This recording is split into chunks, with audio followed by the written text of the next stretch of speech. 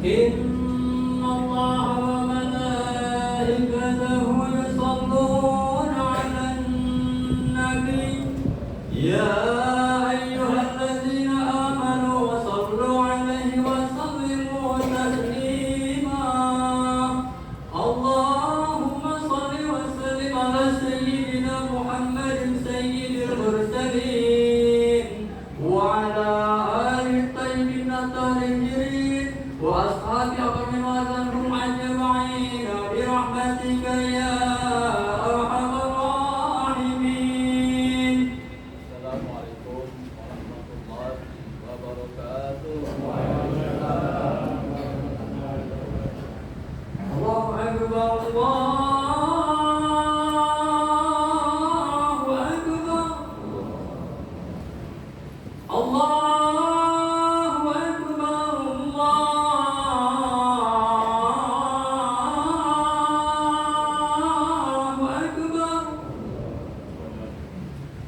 أشهد أن لا إله إلا الله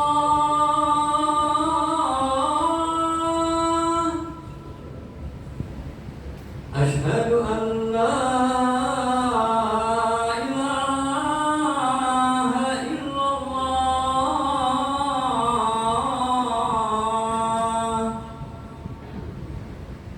أشهد أن محمدا رسول الله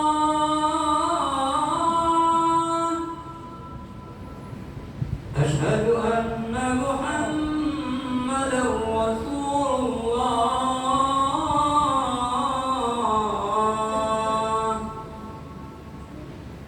حي على الصلاة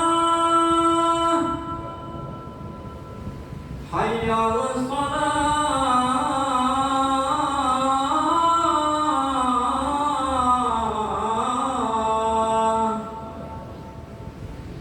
حي على الفلاح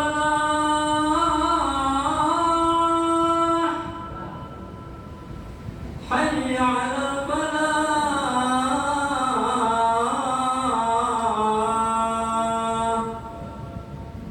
الله أكبر الله أكبر لا إله إلا الله.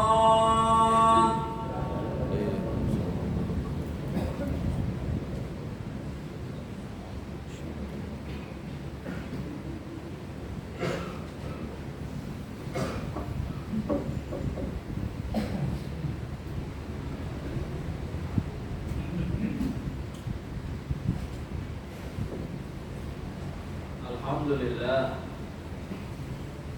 Alhamdulillahilladzi arsala rasulahu rahmatan lil alamin wa anzala kitabahu hudan lil muttaqin Ashhadu an la ilaha illallah wahdahu la syarika lah wa ashhadu anna sayyidana wa nabiyyana Muhammadan abduhu wa rasuluh. Allahumma salli wa sallim wa barik ala sayyidina Muhammadin sayyidil mursalin wa ala alihi wa sahbihi ajma'in. Amma ba'du fa ya ayyuhal muslimun ittaqullah haqqa tuqatih wa la tamutunna illa wa antum muslimun.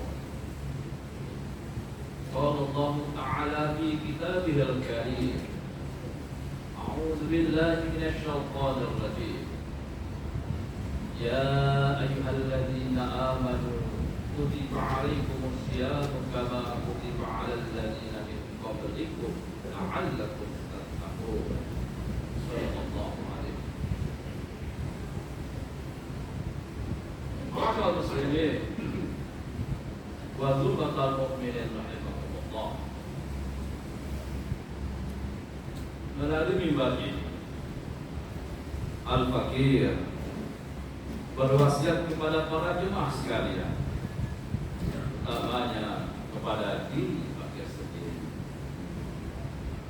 Marilah kita senantiasa berusaha meningkatkan kualitas ketakwaan kepada Allah Subhanahu wa Ta'ala.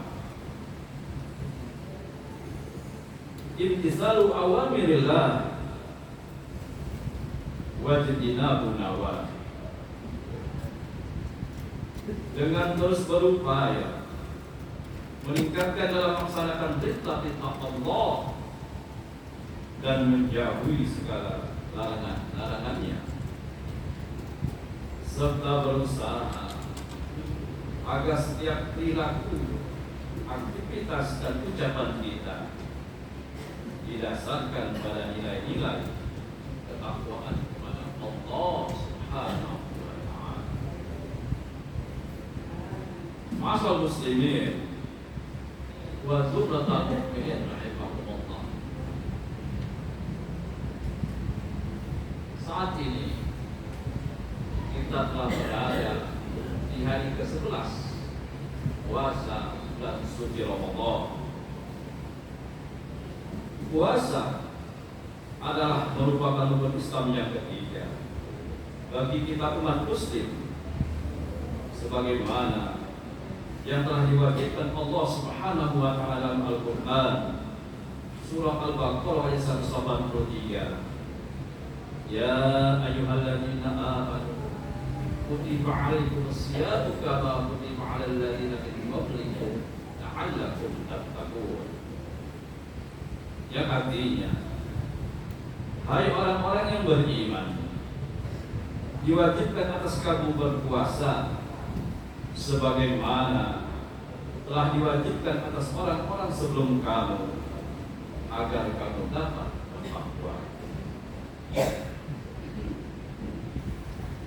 Syariat Dinul Ma'ruf yang dibawa oleh pemburu kita Nabi Muhammad sallallahu alaihi wasallam hadirin secara kafah, secara menyeluruh, baik yang zahir maupun yang batin, hendaklah diaplikasikan dalam kehidupan kita sehari-hari sebagai wujud rasa syukur atas semua karunia yang dicurahkan oleh Allah yang tiada terkira banyaknya kepada hamba.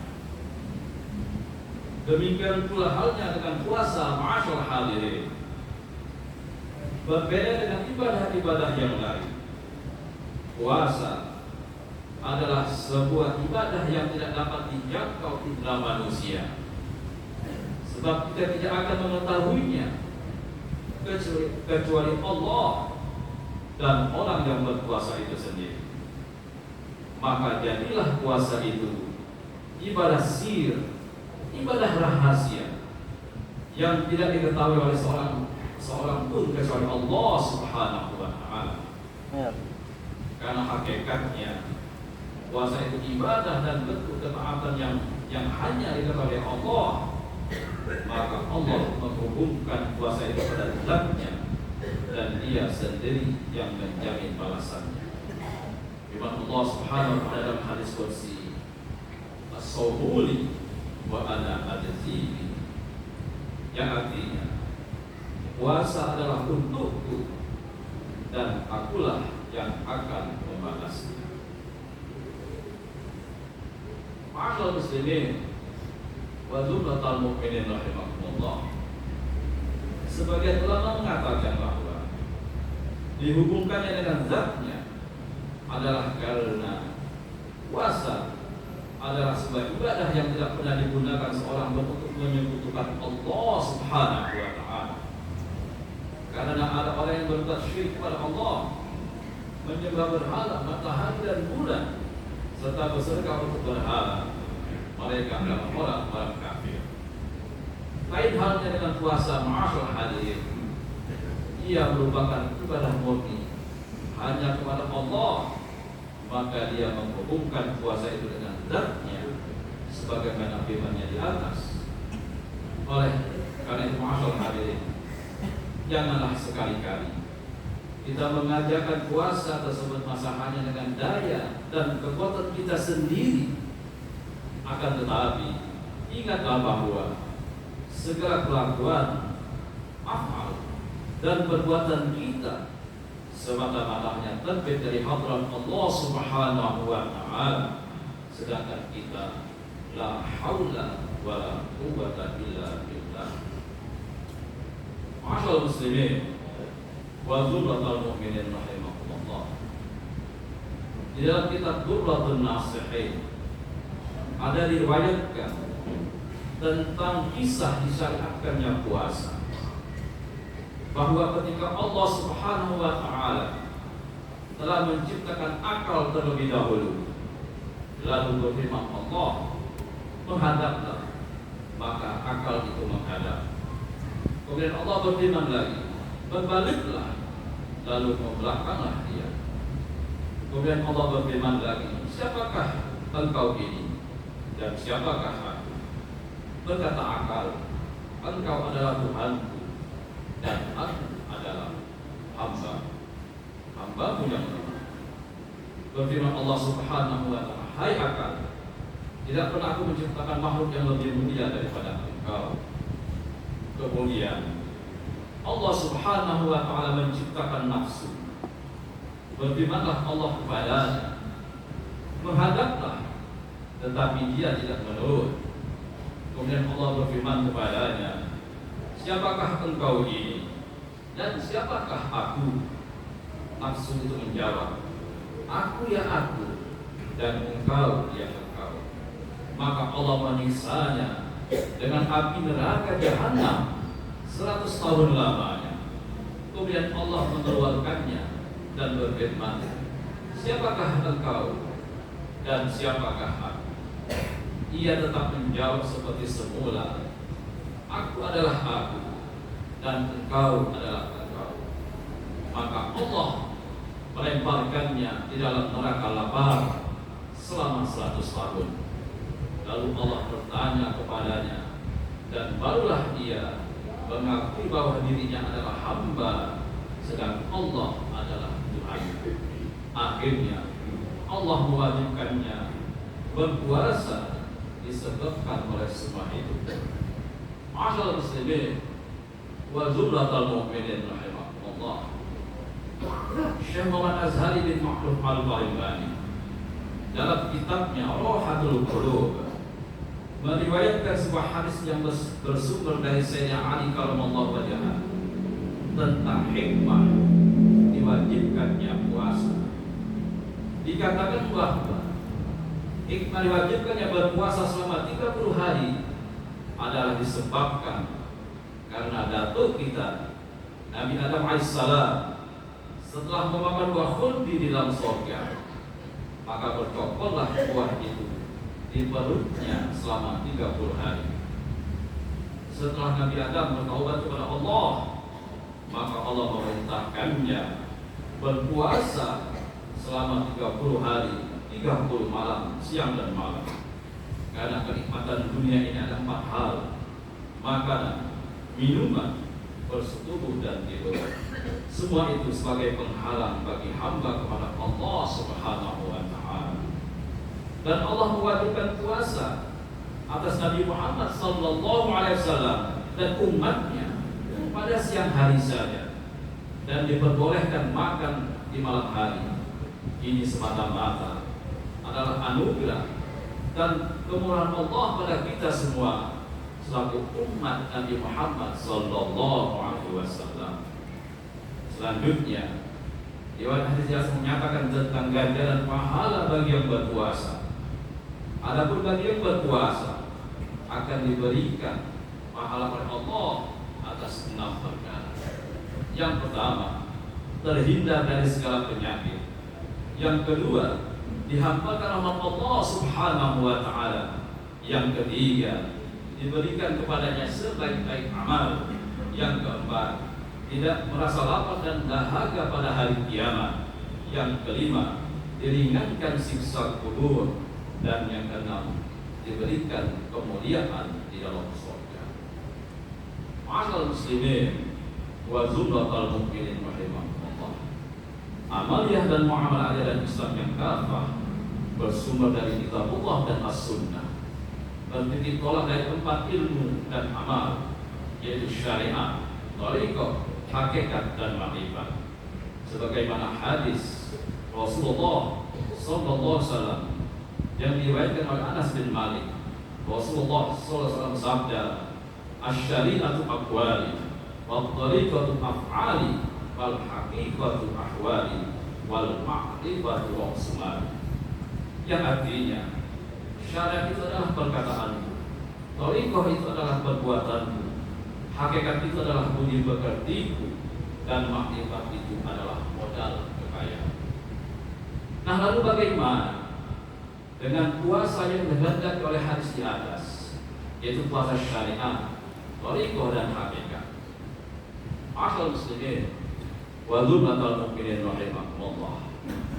Puasa syariat itu ialah puasa yang telah masyhur yang biasa dikerjakan oleh masyarakat awam di dalam bulan Ramadan, yaitu menahan makan, minum, dan segala yang membatalkan puasa. Sedangkan puasa thariqah ialah menahan panca indera kita yang gelap dari berbuat atau melakukan hal-hal yang bakal merusak ibadah puasa. Akan hal yang puasa hakikat itu adalah menahan hati dari memikir-mikirkan hal yang buruk yang akibatnya akan mengurangi nilai-nilai pahala puasa yang kita kerjakan, dan hendaklah selalu tetap berzikir kepada Allah Subhanahu wa taala dan bermakrifat kepada Allah Subhanahu wa taala. Oleh karena itu, masyaallah hadirin, menurut Imam Al-Ghazali, puasa itu ada 3 tingkatan: puasa orang awam, puasa khawas, dan puasa khawasil khawas.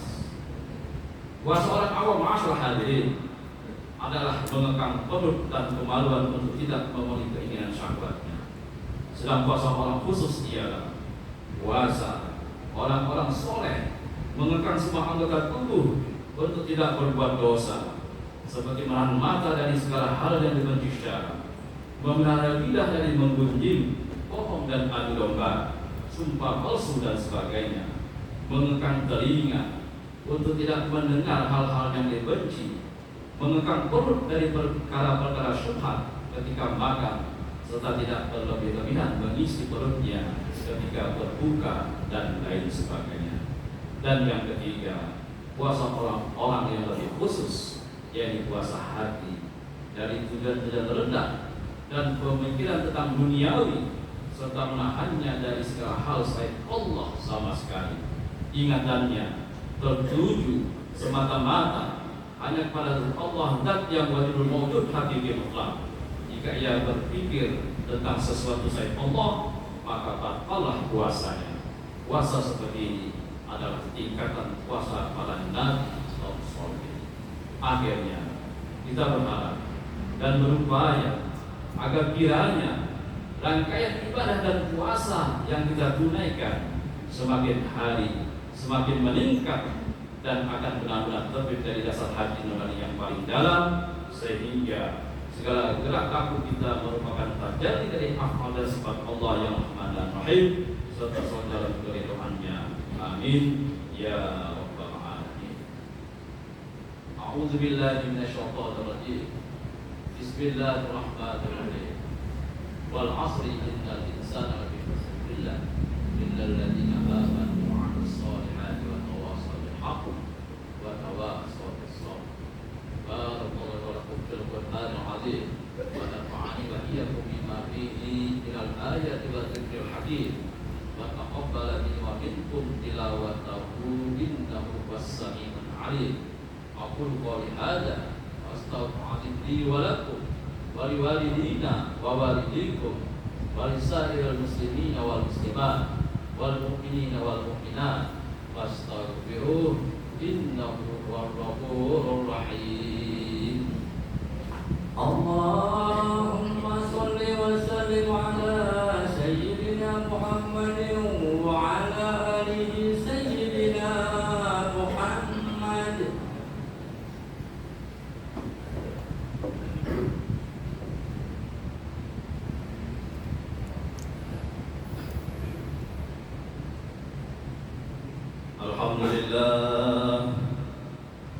Alhamdulillah hamdan katsiran kama أمر أشهد أن لا إله إلا الله وحده لا شريك له يوم لمن جحد به وكفر وأشهد أن سيدنا ونبينا محمدا عبده ورسوله سيد الخلائق والبشر اللهم صل وسلم وبارك على سيدنا محمد وعلى آله وأصحابه وصحبه الكرام عباد الله اتقوا الله من سماع وفهم الخبر واعلموا أن الله تعالى أمر كل أمر بدأ فيه بنفسه وثنى بملائكة مسبحة بقدسه وقال تعالى إن الله وملائكته يصلون على النبي